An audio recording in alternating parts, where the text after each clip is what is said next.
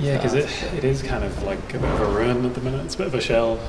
It doesn't feel like the kind of cosy picture house that everybody's familiar with. But it is, what's the expression? You have to break a few eggs to make an omelette. You kind of have to rip a few holes in the walls to make to make it good again. So yeah, I know what you mean. It's kind of this in between limbo of the project before it's actually visibly different. The cinema as it's been for the last 10 or 20 years is very much like a thin snapshot of this kind of constantly changing space. And I think understanding how just the colour palette of like the wall scrapings, you've seen the weird little ice cream sandwich photos, like the idea that cinema maybe used to be like baby blue and hot pink at the same time or something. I think there's a lot of people who are regulars have a really firm idea of what the picture house is for them, and I think it'd be nice to be able to show them how much it's changed and how much it will have to change in the future. I don't think that there's an impossible wish about what it could be, because the cinema is what the cinema is to so many different people, and those different people have a dream and a wish that are going to be similar or different or maybe a crossover. So that's kind of what is so wonderful about the cinema.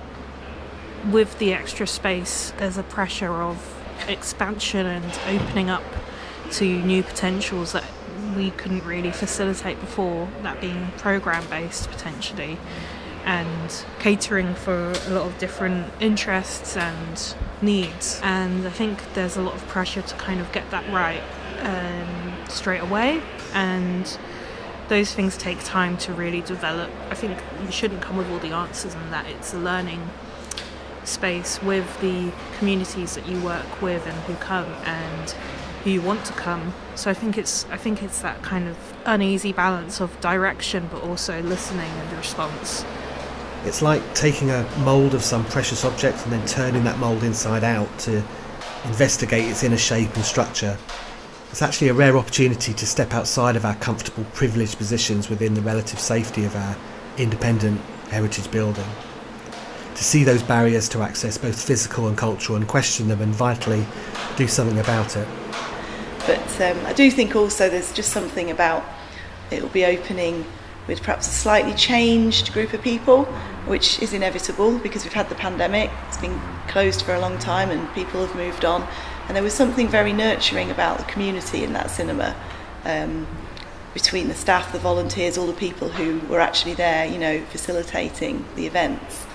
Yeah, it's difficult to know how you build that up again when you start from scratch, and how you make something that is more stable and more professional, but then when it feels like there was some magic there historically, like how do you manufacture magic and love for each other. Like there was a lot of love over the years where when people had hard times they carried each other through, and you can never force that. It was just something people chose to do. And my ideas about what was magic and what was special in the past will have been different to other people's experiences, and there will come a point where I have to let what is be, and I can't control it as much as I would like to try.